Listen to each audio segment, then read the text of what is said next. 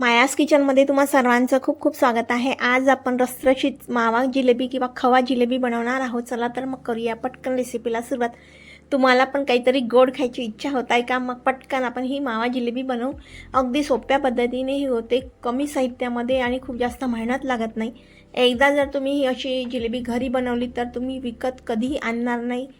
खूप सोप्या पद्धतीने होते। तर इथे मी 250 ग्रॅम खवा घेतलेला आहे, छान ताजा खवा घ्यायचा। 25 ग्रॅम कॉर्नफ्लॉवर, 250 ग्रॅम साखर आणि विलायची पूड, बस एवढंच साहित्य आपल्याला इथे लागणार आहे। अगदी कमी साहित्यामध्ये मस्त टेस्टी अशी ही जिलेबी होते। तर मिक्सरच्या पॉटमध्ये आपण हा खवा आहे ना टाकून देऊ। तर हा खवा मी आधीच छान ग्रेट करून घेतलेला आहे। आता मिक्सरच्या पॉटमध्ये आपण कॉर्नफ्लॉवर घालून घेऊ। कॉर्नफ्लॉवर आणि खव्याचं माप व्यवस्थित पाहिजे तरच आपली जिलेबी व्यवस्थित होते। तर इथे मी 25 ग्रॅम 25 ग्रॅम कॉर्नफ्लॉवर घेतलेला आहे, 250 ग्रॅम मावा घेतलेला आहे म्हणजेच खवा, आणि अगदी कमी 3-4 चम्मच पोहे खायच्या चम्मचने पाणी टाकलेलं आहे या मिक्सरच्या पॉटमध्ये। आता हे छान फिरवून घेतलेलं आहे मी। अगदी चिमूटभर बेकिंग पावडर टाकलेला आहे यामध्ये। बेकिंग पावडर घालून परत आपण छान फिरवून घेऊ। तर इथे आपलं हे खवा व्यवस्थित छान फेटला गेलेला आहे। हा खवा ना खूप असं सैलसर नाही पाहिजे, कारण आपण जी जिलेबी बनवताना ती अगदी पातळ राहत नाही, छान कडकच राहते। त्यामुळे अगदी कमी मी पाण्याचा वापर केलेला आहे। तर बघा छान असं आपला हा खवा मस्त फेटला गेलेला आहे मिक्सरमध्ये। अगदी व्यवस्थित जसा पाहिजे तसा आपला हा खवा तयार झालेला आहे। समजा हा जास्त सॉफ्ट झाला तर यामध्ये परत आपण कॉर्नफ्लॉवर टाकू शकतो। जर आपल्याला असं वाटलं की नाही हा खूप सैल झाला, आपली जिलेबी व्यवस्थित पडणार नाही, तर कॉर्नफ्लॉवरचा वापर आणखी तुम्ही करू शकता। तर मला जसा पाहिजे तसा हा खवा तयार झालेला आहे। अगदी हातात घेतला तर असा गोळा तयार व्हायला पाहिजे, एवढा हा घट्ट खवा पाहिजे आहे। तर हा खवा आपण ठेवून देऊ।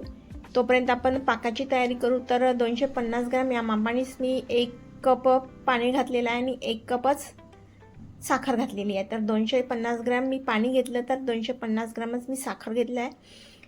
याचं पाक आपल्याला जसं आपण गुलाबजामुनचं पाक बनवतो ना अगदी तसंच पाक करायचा आहे। या जिलेबीचा सुद्धा अगदी एकतारीच पाक पाहिजे आहे। थोडा पाक चिकट झाला की आपण गॅस करू बंद। साखर विरघळल्यावर 5-7 मिनिटपर्यंत आपण हा पाक छान शिजवून घेऊ। तर इथे छान पाण्याला उकळी आलेली आहे पाकाला। इथे आपण थोडं केसरसुद्धा घातलेलं आहे। तर बघा इथे पाक आपला छान तार सुटलेला आहे, म्हणजेच आपला पाक इथे आपल्याला पाहिजे तसा तयार झालेला आहे। बघा पाकाचा तार निघत आहे, थोडा चिपचिप झाला आहे। तर इथे मी गॅस बंद केलेली आहे। आपला पाकसुद्धा छान तयार झालेला आहे। तर इथे मी पायपिंग ही बॅग घेतलेली आहे, जो आपण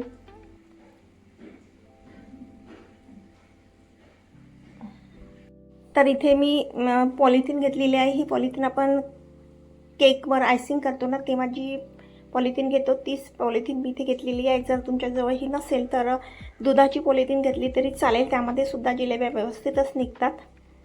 तर ग्लासमध्ये ही पॉलिथिन मी ठेवून दिली आहे आणि हा खवा आपण या पॉलिथिनमध्ये टाकून देऊ। अगदी कमी मेहनतीत आणि कमी वेळामध्ये या जिलेब्या होतात आणि अतिशय टेस्टी अशा होतात। नक्की तुम्ही सुद्धा करून बघा। एकदा जर तुम्ही अशा जिलेब्या घरी बनवल्या तर कधीही तुम्ही मार्केटमधून विकत आणणार नाही खवा जिलेबी, एवढ्या टेस्टी होतात। फक्त लक्षात ठेवायचं की हा खवा आहे ना जिलेबीचा थोडा घट्ट पाहिजे, पातळ पाहिजे नाही। तर गॅसवर मी कढई ठेवली आहे, तेल गरम केलेलं आहे आणि हे तेल ना खूप जास्त गरम करायचं नाही, नॉर्मल तेल गरम झालं की यामध्ये आपण या जिलेब्या तळून घेऊ। तर बघा इथे मी एक एक करून मस्त जिलेबी तळून घेत आहे। बघा किती छान आपली ही जिलेबी तयार झालेली आहे। जिलेबी टाकल्यावर तेलामध्ये टाकल्यावर गॅसची फ्लेम कमी करायची आणि कमी फ्लेमवरच आपल्याला या जिलेब्या छान तळून घ्यायच्या आहे। मस्त रसरशीत आणि टेस्टी अशा या जिलेब्या आपल्या घरच्या घरी होतात। मेन म्हणजे खूप जास्त मेहनतसुद्धा लागत नाही, कमी मेहनतीमध्ये छान टेस्टी अशा जिलेब्या होतात।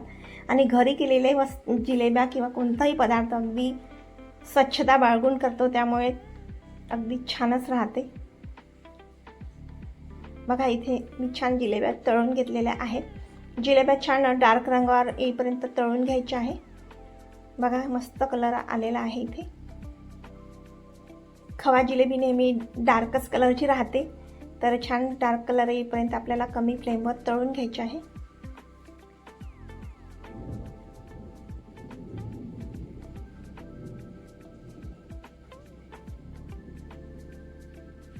तुम्हाला जर काही गोड खायची इच्छा होत असेल, झाली असेल, तर काय करायचं, अशा वेळेस तुम्ही नक्की या जिलेब्या करून बघा. खूप मेहनत लागत नाही आणि अतिशय टेस्टी अशा होतात. तर बघा इथे आपल्या जिलेब्या मस्त तयार झालेल्या आहे. आता या पाकामध्ये आपण टाकून देऊ.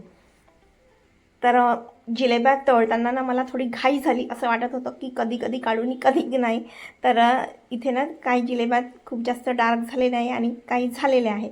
तर या बघा, तुम्ही जर कराल तर थोड्या डार्कच रंगावर तळाल.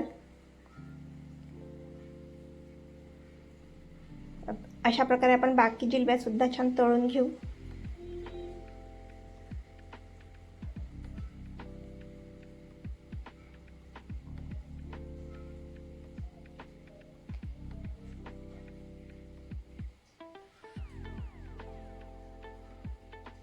तर या जिलेब्या सुद्धा आपल्या छान झालेल्या आहे. आता पाकामध्ये टाकल्यावर आपण 2 मिनिटपर्यंत पाकात टाकू आणि परत एखाद्या प्लेटमध्ये काढून घेऊ. बघा मस्त आपल्या या जिलेब्या छान रसरशीत अशा झालेल्या आहेत.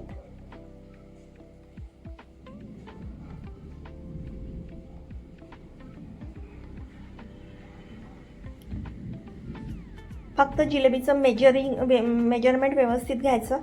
250 ग्राम मी खवा घेतला आहे आणि 25 ग्राम कॉर्नफ्लॉवर घेतला. तर हे जर व्यवस्थित माप असेल तर आपली जिलेबी अजिबात खराब होत नाही, व्यवस्थित होतात, छान फुलतात. तर बघा इथे आपल्या सर्व जिलेब्या छान पाकामध्ये टाकून दिलेल्या आहेत मी आणि कमी गॅसवर आपल्याला छान तळून घ्यायचे आहे. बाकी इथे आपल्याला काहीही विशेष असं लागत नाही. कमी साहित्यात कमी मेहनतीत आपल्या मस्त या जिलेब्या तयार झालेल्या आहेत. तुम्हाला ही रेसिपी कशी वाटली कमेंट करून नक्की कळवा. चॅनलवर नवीन असाल तर सबस्क्राईब करायला विसरू नका. इथे आपण मस्त आपल्या जिलेब्या छान सर्व करू आणि मस्त जिलेबीचा आनंद घेऊ. या जिलेब्या उपवासाला सुद्धा चालतात कारण इथे आपण कॉर्नफ्लॉवर घातलेला आहे. तर तुम्ही सुद्धा अशा जिलेब्या करून बघा आणि खाऊन बघा. बघा छान आतपर्यंत मस्त रस गेलेला आहे. बघा अतिशय टेस्टी अशा आपल्या जिलेब्या तयार झालेल्या आहेत. पुन्हा भेटू अशाच एका नवीन रेसिपीसोबत. तोपर्यंत बाय.